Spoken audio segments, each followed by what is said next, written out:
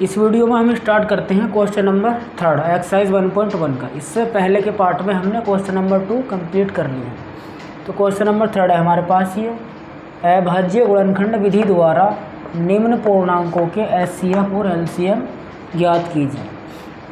3 का first question है ये, 12, 15 और 21 इन तीनों के हमें क्या पता करनी है भाई, एचसीएफ और एलसीएम। तो उसके लिए हम क्या करेंगे, सबसे पहले 12 के अभाज्य गुणनखंड करेंगे। तो 12 को यहाँ लिखेंगे, 2 से डिवाइड करेंगे इसको 6 बार, 2 छिक्का 12। उसके बाद ये 2 से 6 हो जाएगा, फिर 3 बार, 2 तिया 6, फिर 3 को 3 से भाग करेंगे, 3 एकम 3। तो इस 12 के फैक्टर आए हैं जो गुणनखंड अभाज्य, उनको इधर लिख देंगे हम। 12 बराबर 2 कितनी बार है, 2 बार, तो 2 बार लिख देंगे। 3 एक बार है, 3 लिख देंगे 1 बार। उसके बाद इस अगले वाले नंबर यानी 15 की हम गुणनखंड करेंगे। तो 15 3 से कटेगा, 3 पंजे 15। उसके बाद 5 5 से कट जाएगा, 5 एकम 5। इस 15 के फैक्टर इधर लिख देंगे। 15 बराबर 3 गुणा 5, 3 और 5 आ जाएंगे। उसके बाद 21, ये वाला तीसरा नंबर है 21, इसके गुणनखंड करेंगे ऐसे ही अभाज्य और इसके फैक्टर लिखेंगे। 3 सत्ते 21, 3 से 7 बार डिवाइड हो जाएगा 21। उसके बाद 7 को 7 से 1 बार डिवाइड करेंगे, 7 एकम 7। अब 21 के गुणनखंड ये 3 गुणा 7 इनको लिख दिया जाएगा। उसके बाद अब इन तीनों के गुणनखंडों में से हमें एचसीएफ निकालने के लिए सबसे पहले वो लेना है जो तीनों में कॉमन है। तो तीनों में कॉमन कौन सा गुणनखंड है इनमें, ये वाला 3 जो है ये तीनों में कॉमन है, तो ये 3 इसका एचसीएफ आ जाएगा। जो गुणनखंड तीनों में कॉमन होगा वो एचसीएफ होता। तो 3 तीनों में कॉमन है, एचसीएफ आ जाएगा इसका 3। उसके बाद एलसीएम निकालने के लिए हमें क्या करना है, जो हमारा एचसीएफ होगा सबसे पहले उसी को लिख देंगे हम। एचसीएफ ये 3 है, ये 3 ही आ जाएगा। उसके बाद ये 2, ये दोनों 2 बार है, 2 इसको 2 बार लिख देंगे ऐसे ही। उसके बाद और बाकी क्या है, ये 5 है, 5 को लिख देंगे। उसके बाद ये 7 है, जो एचसीएफ होगा उसको लिखा जाएगा। और उसके एचसीएफ के बाद में जो नंबर रह जाएंगे उन सभी गुणनखंडों को लिख दिया जाएगा ऐसे। अब इन सभी की हमें गुणा कर देनी है। 3 की 2 में गुणा करेंगे, 3 दूनी 6, 6 की फिर 2 में 6 दूनी 12, 12 पंजे 60, 60 की फिर 7, तो 60 की 7 में गुणा करेंगे, 7 छिंग 42 और ये 0 ऐसे ही आ जाएगी, 420 आ जाएगा गुणा करके। उसके बाद तो एलसीएम आ जाएगा हमारा 420। एचसीएफ कितना आया, 3। अब इसका सेकंड पार्ट है, कौन सा पार्ट है इसका, सेकंड। तो सेकंड पार्ट में है ये 17, 23, 29। ये नंबर क्या है, 17, 23, 29। इसका निकालना हमें एचसीएफ और एलसीएम। तो सबसे पहले हम 17 के गुणनखंड करेंगे। तो 17 होता है हमारा अभाज्य नंबर। कैसा नंबर है ये, अभाज्य। इसके कोई गुणनखंड नहीं होंगे, इसको बस हम ऐसे लिख देंगे, 17 गुणा 1 लगा लेंगे इसके गुणनखंड में। 23 भी अभाज्य है, इसको भी ऐसे लिख देंगे, 23 गुणा 1। और ये 29 भी किसी से नहीं डिवाइड होगा, इसको लिख देंगे 29 गुणा 1।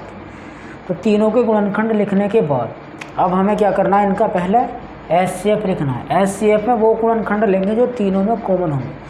तो इसमें कोई गुणनखंड कॉमन नहीं है, बस 1 दिखाई दे रहा, हमें 1 को लिख देंगे इसे। ये जो 1 है तीनों के कॉमन, इस 1 को हम लिख देंगे। एक बार है तीनों में, ये 1 आ जाएगा, एचसीएफ 1। उसके बाद एलसीएम के लिए तो 1 को तो लिखना नहीं है हमें, ये 17 लिख दो, 17 आ जाएगा। उसके बाद ये वाला 23 और ये वाला 29, ये तीनों आ जाएंगे, 17, 23, 29। अब इन तीनों की गुणा करेंगे हम, 17, 23 और 29 की। तो ये एलसीएम आ जाएगा। 17 की 23 में गुणा करेंगे तो ये आ जाएगा 17 तिया 51, 51 को 1 हासिल कितने हो जाएंगे, 5, 17 दूनी 34 और 5 39, 391। 17 और 23 की गुणा करेंगे, 391 आ जाएगा। उसके बाद 391 में गुणा करेंगे 29, तो 391 की 29 में गुणा करने के बाद आ जाएगा 11,339। तो ये एलसीएम हो गया इन तीनों नंबरों का, 11,339। इसके बाद इसका थर्ड पार्ट है, तीसरे का थर्ड। इसमें है 8, 9 और 25। इसका हमें निकालना है भाई एचसीएफ और एलसीएम। तो सबसे पहले हम 8 के गुणनखंड करेंगे अभाज्य। 8 को लिखेंगे, 2 चौक 8, 2 से 4 बार हो जाएगा, 2 से 4 2 बार, 2 दूनी 4, फिर 2 से 2 1 बार, 2 एकम 2। 8 के अभाज्य गुणनखंड लिख दिए जाएंगे। उसके बाद 9 के गुणनखंड करेंगे। सेकंड नंबर क्या है, 9।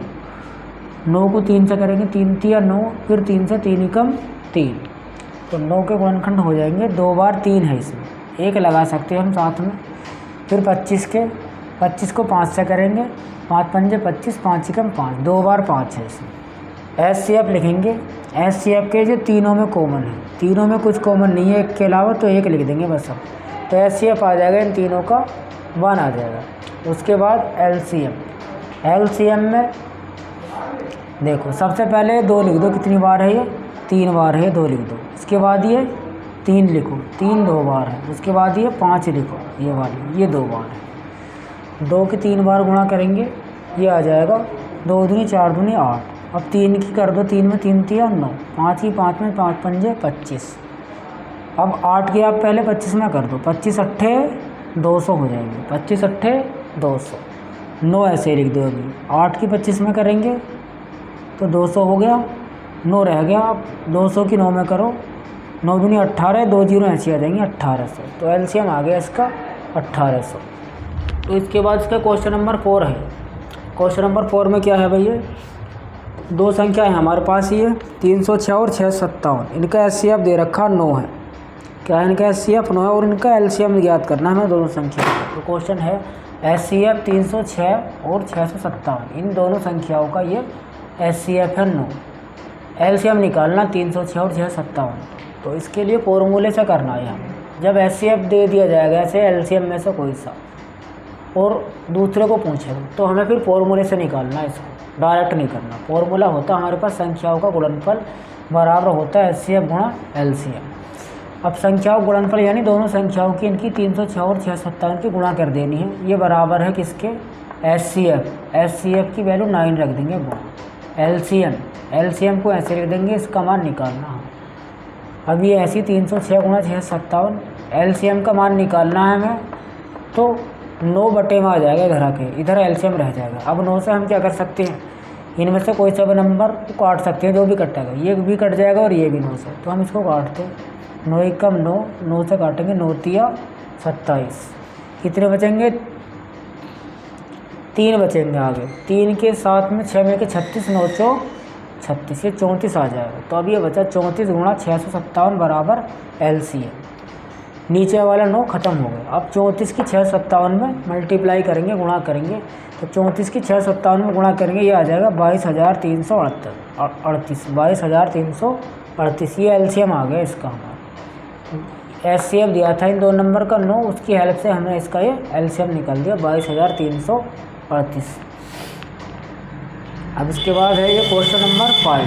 क्वेश्चन नंबर 5 क्या है भाई, इसमें दिया है ये, जांच कीजिए कि क्या किसी प्राकृतिक संख्या n के लिए संख्या 6 की पावर n अंक शून्य पर समाप्त हो सकती है। हमें दिया है नंबर 6 की पावर n। इस 6 की पावर n में ये n है प्राकृतिक संख्या, जहाँ n बराबर प्राकृत संख्या। अब प्राकृतिक संख्या को हम जानते ये होते 1 2 3 4 5, कुछ भी हो सकता है इसका मान इनमें से। अब क्वेश्चन को समझिए, पहले क्वेश्चन में पूछा क्या गया, क्वेश्चन में पूछा गया कि ये जो 6 की पावर n संख्या है हमारे पास, ये जिसमें n प्राकृतिक संख्या है कोई, क्या ये अंक शून्य पर समाप्त हो सकती है कभी। अंक शून्य पर समाप्त होने का मतलब यह है कि इसके इकाई के अंक पर, यूनिट डिजिट पर 0 आ सकता है क्या कभी। जैसे सपोज करो हम n की वैल्यू 1 रख दें, इसमें n की वैल्यू इनमें से कुछ भी हो सकती है, आगे चलते रहेंगे ऐसे जितनी प्राकृतिक संख्या है। तो 1 रखेंगे, 6 की पावर 1 करेंगे तो 6 आ जाएगा। इस बार n की वैल्यू 2 रखेंगे हम, कितनी रखेंगे 2, तो 2 आ जाएगा। तो 6 की 2 बार गुणा होगी 36 आ जाएगा। अब रखेंगे 3 n की वैल्यू, तो 6 की पावर 3 यानी 6 गुणा 6 3 बार हो जाएगा ये, तो 3 बार गुणा करेंगे 6 की 216। तो ये यूनिट डिजिट पर हर बार ये 6 आ रहा है। ये कह रहे कभी 0 आ जाएगा क्या, यहाँ ये शून्य अंक पर समाप्त हो जाएगा। तो ये तो हम डायरेक्ट चेक कर रहे हैं, लेकिन इसको हमें करना होता है फॉर्मूले से। हमें पता होना चाहिए, सबसे पहले हम 6 के गुणनखंड कर देंगे। 6 की पावर n के गुणनखंड होंगे 2 गुणा 3, ये n ऐसे लगा देंगे। अब हमें एक बात याद रखनी है कि अगर किसी संख्या के गुणनखंड 2 गुणा 5 के रूप के हैं, कैसे हैं 2 गुणा 5 के, तो केवल वही संख्या शून्य पर समाप्त होगी, उसके अलावा कोई संख्या शून्य पर समाप्त नहीं होगी। तो ये बात हमें ध्यान रखनी है, यदि किसी संख्या के गुणनखंड 2 गुणा 5 के रूप के होते हैं तो वह शून्य पर समाप्त होती है। अब ये जो 6 की पावर n है इसके गुणनखंड तो नहीं है, 2 गुणा 5 के रूप के इसके गुणनखंड है 2 और 3 में, 2 गुणा 3 के रूप के। तो ये 6 की पावर n जो है, अतः 6 की पावर n अंक शून्य पर समाप्त नहीं होगी।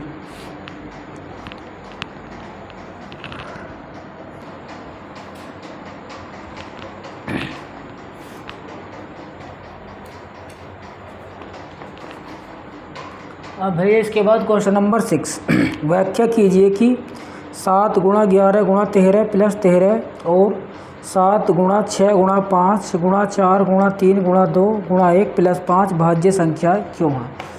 तो इस क्वेश्चन को करने से पहले हमें समझना होगा कि भाज्य संख्या क्या होती है। भाज्य संख्या ऐसी संख्या जिसके 2 गुणनखंड हो एक को छोड़कर, ऐसी संख्या जिसके गुणनखंड में 2 नंबर हो कम से कम, एक को छोड़ देना है, एक को नहीं गिनना, तो उसको बोलते हैं भाज्य संख्या। जैसे 10 है, 10 के गुणनखंड करेंगे हम 2 गुणा 5, तो इसके गुणनखंड में 2 संख्याएँ आ गई और एक नहीं है, देखो, तो ये भाज्य संख्या है। और भी ऐसी संख्या हो सकती है, तो हमें प्रूफ करना है ये 2 नंबर।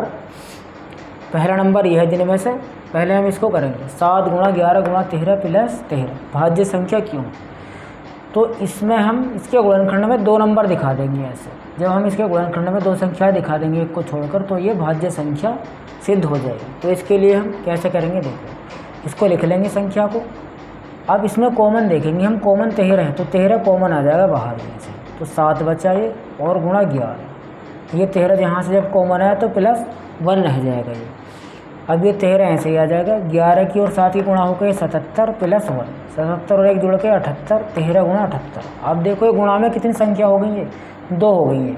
तो ये संख्या क्या है, एक भाज्य संख्या है, लिख सकते हैं यह एक भाज्य संख्या है क्योंकि इसके 2 गुणनखंड हैं एक को छोड़कर। इसी प्रकार दूसरा नंबर है हमारे पास क्या, इसको भी मान लेंगे हम, 7 गुणा 6 गुणा 5 गुणा 4 गुणा 3 गुणा 2 गुणा 1 प्लस 5। अब ऐसे ही इसमें भी हम क्या करेंगे, 2 संख्या दिखा देंगे इसके गुणनखंडों में। तो कॉमन है इसमें 5 कॉमन आ जाएगा बाहर। उसके बाद ये 7 6 5 कॉमन गया, 4 3 2 1 ये रह गए इधर, प्लस यहाँ 1 रह जाएगा, 5 कॉमन आ गया बाहर। अब 7 6 4 3 2 1 इन सब की हम क्या कर लेंगे, इन नंबरों की गुणा करेंगे। इनकी 7 से लेके 1 तक के नंबरों के बीच में मल्टीप्लाई है तो इनकी गुणा करेंगे, ये आ जाएगा 1008 गुणा करने के बाद, और ये प्लस 1, 1008 में जोड़ेंगे 1 तो 1009 आ जाएगा। कितना आ जाएगा, 1009। अब ये कितनी संख्या है, गुणा में 2 संख्या दिखाई दे रही है हमें, तो यानी ये संख्या कैसी हो सकती है, भाज्य संख्या है क्योंकि इसके गुणनखंड में 2 संख्याएँ हैं, 2 गुणनखंड हैं इसके एक को छोड़कर, लिख देंगे इसे भी, यह एक भाज्य संख्या है क्योंकि इसके 2 गुणनखंड है एक को छोड़कर। तो ये क्वेश्चन नंबर 6 हुआ हमारा। इसके बाद है क्वेश्चन नंबर 7। क्वेश्चन नंबर 7 में है भाई, किसी खेल के मैदान के चारों ओर एक वृत्ताकार पथ है। देखो ये खेल का मैदान है, हमने चित्र बनाया इसका, ये खेल का मैदान है, इसके चारों ओर क्या है, एक वृत्ताकार पथ है। इस मैदान का एक चक्कर लगाने में सोनिया को 18 मिनट लगते हैं। इस मैदान का मान लो ये ए पे चलना प्रारंभ करती है सोनिया, ऐसे चक्कर लगाएगी, बी पे होते वापस ए पे आएगी, तो इसको कितने मिनट लगते हैं, 18। देख लेंगे सोनिया को कितना टाइम लगता है, 18 मिनट एक चक्कर लगाने में। उसके बाद जबकि इसी मैदान का एक चक्कर लगाने में रवि को 12 मिनट लगते हैं। इसी मैदान का एक चक्कर लगाने में रवि को कितना टाइम लगता है, 12 मिनट। रवि को 12 मिनट लगते हैं। मान लीजिए वो दोनों एक ही स्थान और एक ही समय पर चलना प्रारंभ करें और एक ही दिशा में चलते हैं। दोनों एक ही स्थान, मान लीजिए ए पे चलना शुरू कर रहे हैं और एक ही दिशा में चलेंगे इधर को ऐसे, और एक ही समय पर चलेंगे। तो अब हमें करना क्या है कि इतने समय बाद वे पुनः प्रारंभिक स्थान पर मिलेंगे। कितने टाइम बाद वे दोनों अपने प्रारंभिक स्थान पर यानी ए पर मिलेंगे। तो इसको पहले समझिए क्वेश्चन को क्या करना है इसमें। भाई जैसे एक चक्कर लगाएगी सोनिया एक चक्कर लगाएगी, उसको कितना टाइम लगेगा, 18 मिनट लग जाएंगे। कितने मिनट, सोनिया को लग जाएंगे 18 मिनट। 18 मिनट बाद सोनिया स्टार्टिंग पॉइंट पर आ जाएगी। दोनों को स्टार्टिंग पॉइंट पर मिलाने प्रारंभिक बिंदु पर, लेकिन 18 मिनट बाद वो समय निकालना हमें। 18 मिनट बाद रवि कहाँ पर होगा? रवि अपना एक चक्कर 12 मिनट में पूरा कर देगा, तो 18 मिनट बाद रवि दूसरा चक्कर आधा कर लेगा अपना, तो स्टार्टिंग पॉइंट पर नहीं मिलेंगे दोनों ये। अब दूसरा चक्कर होगा जब सोनिया का पूरा या रवि का दूसरा चक्कर पूरा होगा, यहाँ रवि तब आएगा ना, तो रवि को लग जाएंगे 24 मिनट। लेकिन 24 मिनट बाद सोनिया यहाँ नहीं होगी, सोनिया 18 मिनट पे थी यहाँ, या फिर 36 मिनट पर आएगी, तो 24 मिनट पर नहीं होगी। अब उसके बाद जब ये सोनिया अपना दूसरा चक्कर पूरा करेगी तो सोनिया को लग जाएंगे कितने मिनट? 36 मिनट। सोनिया को कितने हो जाएंगे 2 चक्कर में? 2 चक्कर पूरा करने में सोनिया को लगेंगे 36 मिनट। 36 मिनट बाद सोनिया स्टार्टिंग पॉइंट पे।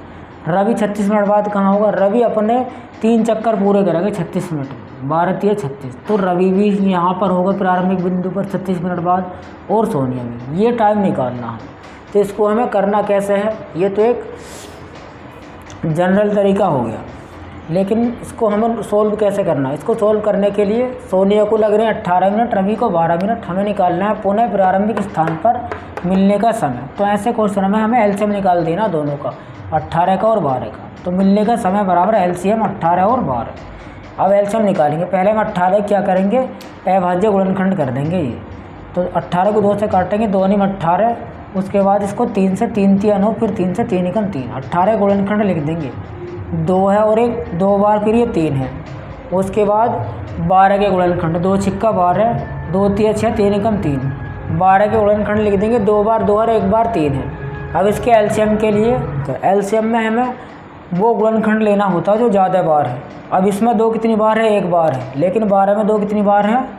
2 बार है, तो ये 2 बार 2 लिख दिया जाएगा।